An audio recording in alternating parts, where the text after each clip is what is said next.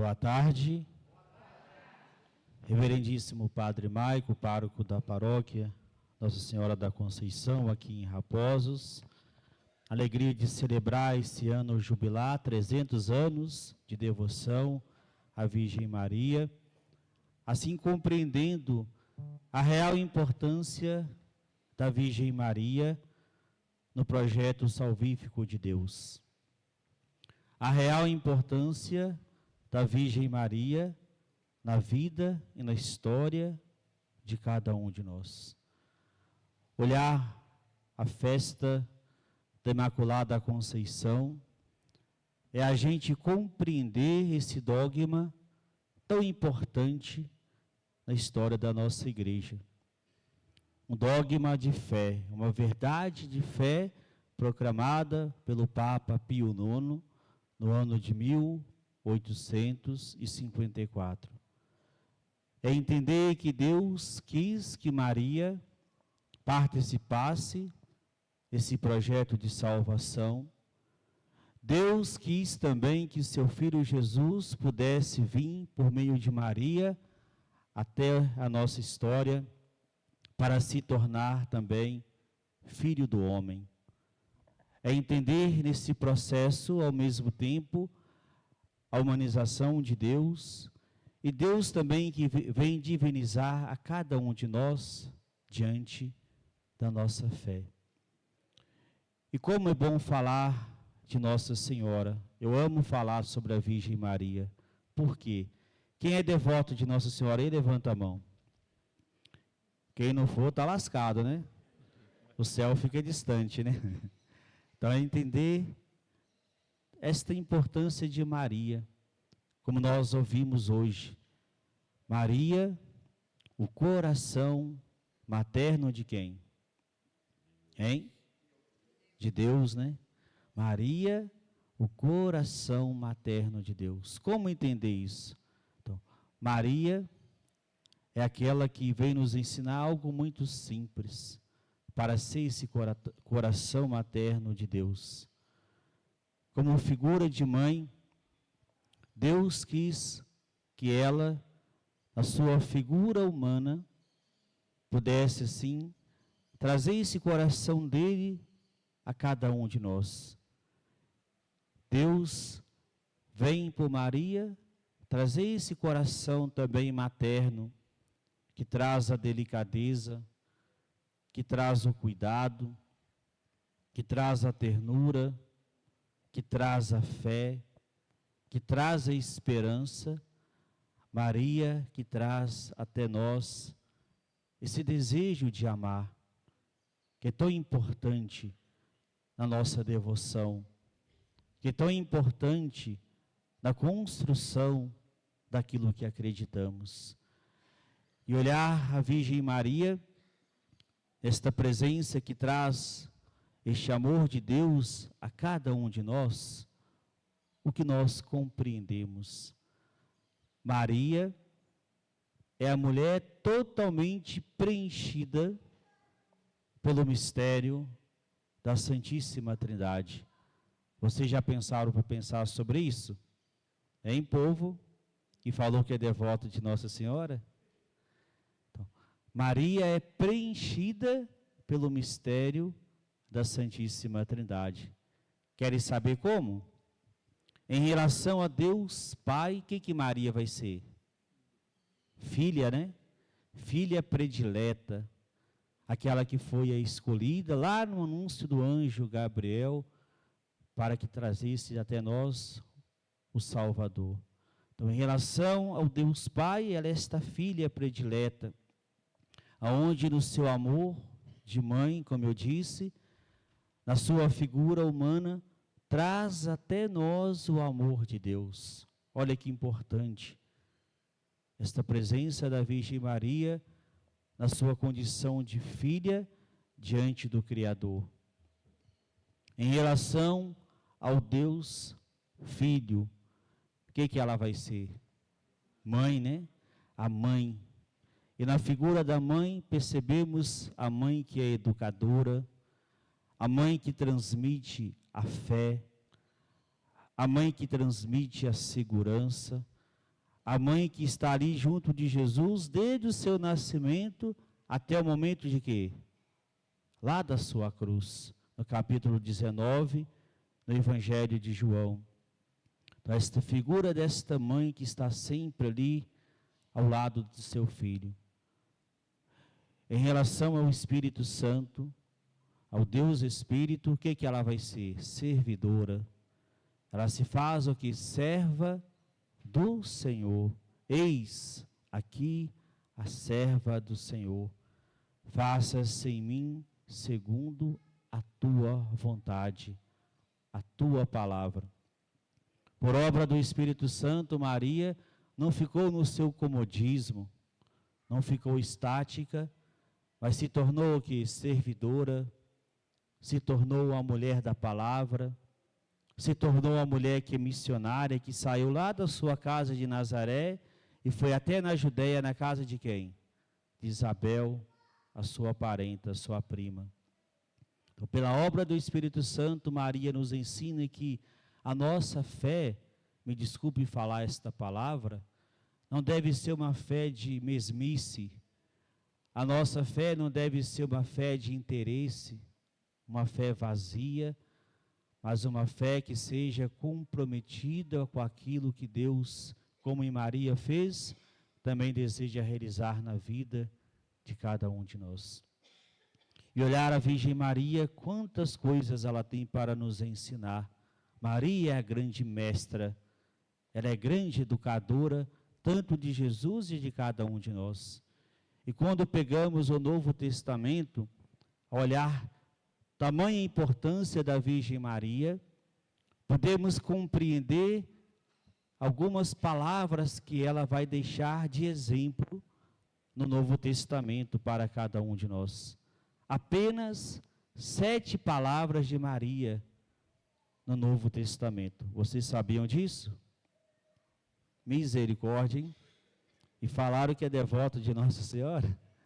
Então, 7 palavras que Maria vem nos ensinar. Qual que foi a primeira palavra? Lá em Lucas, capítulo 1, versículo 34.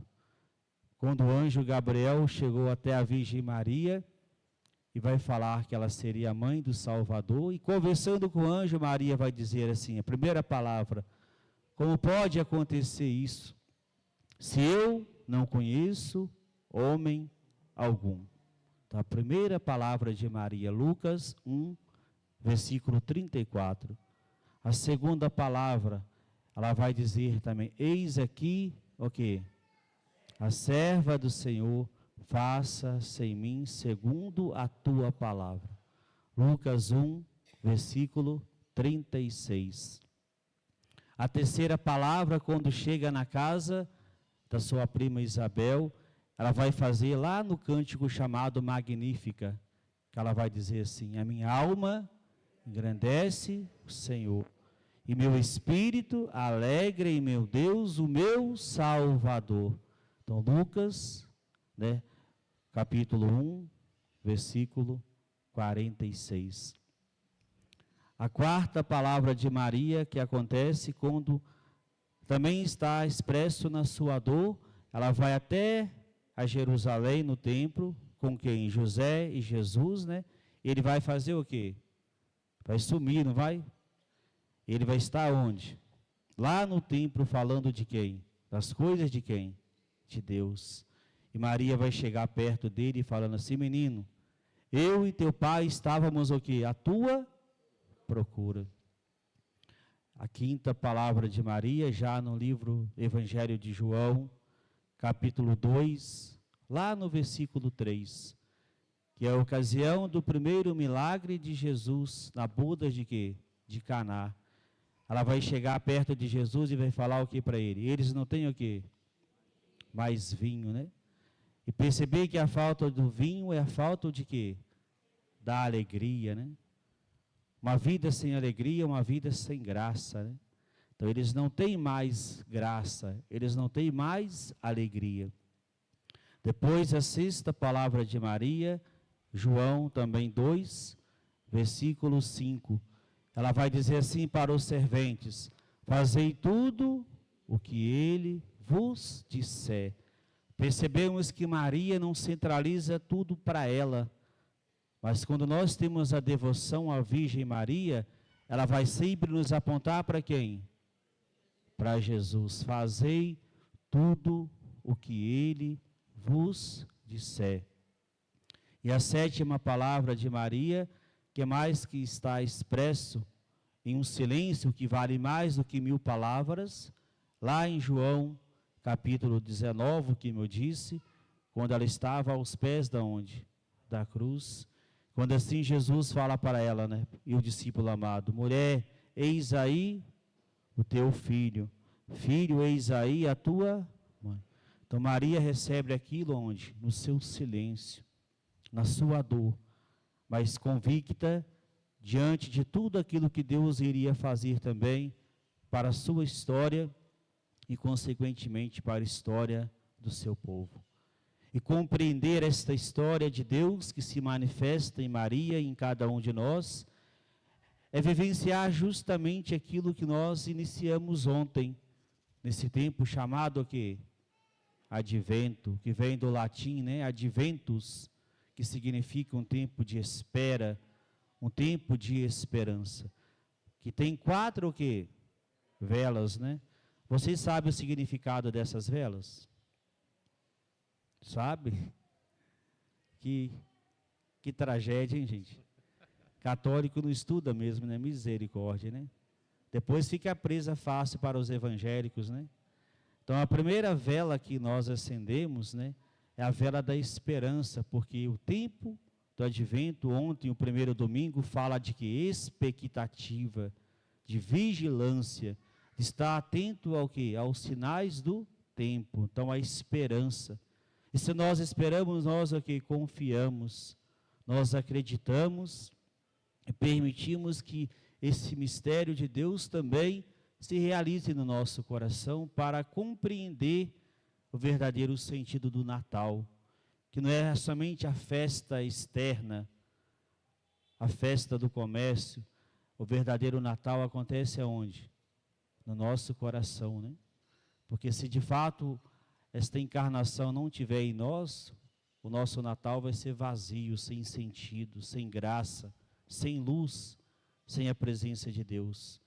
Aí vem a segunda vela, que vamos acender no próximo domingo, que aí nós vamos ver o profeta Isaías, também João Batista, dizendo: endireitai o caminho para quem? Para o Senhor, né? Porque é um tempo também de conversão, de mudança de mentalidade, de mudança dos nossos atos, para que assim configuramos a esse mistério que está em nós. O terceiro domingo, já a véspera de celebrar o Natal, é chamado Domingo Gaudéri, é o domingo da alegria, que a salvação está próxima de nós. E vem dizer o profeta: alegrai-vos sempre no Senhor. Porque o cristão não pode ser um cristão aqui triste, né? Com cara fechada, amargurado, sem graça, alegre. Por mais que tenha dificuldade na nossa vida, por mais que tenha aprovação, por mais que venham as adversidades, nós temos que ter o que? Um semblante de alegria, porque não estamos o quê? Sozinhos. Deus está conosco. Ele vai nos ensinar a superar os momentos difíceis e permitir que a dificuldade nós tenhamos a presença dele e, consequentemente, tenhamos esta alegria como expressão desse rosto de Deus também. O quarto domingo, que é o domingo da paz, que temos justamente uma personagem principal na liturgia, que é quem? A Virgem Maria. Como exemplo da mulher que crê e nos convida, enquanto comunidade, a crer também. E nesse ato de crer, a gente perceber esta delicadeza de Deus com cada um de nós. E nessa liturgia que hoje nós ouvimos do profeta Isaías, o que ele vai nos ensinar? Ontem Jeremias falou de um cenário de destruição, quando o povo da Babilônia retornou para Jerusalém e tudo estava destruído. E aí eles tiveram que encarar aquele momento, resignificar a história deles, o sofrimento deles, e acreditar nesta profecia que viria um descendente de Davi para trazer a paz e a salvação. E hoje Isaías não fala de um cenário de destruição, mas de algo que está construído em cima de quê? De um monte, e vai nos convidar assim: vinde todos da casa de Jacó, vinde aqui e deixai-nos guiar pela luz do Senhor. Então, vinde todos da casa de Jacó, aos patriarcas.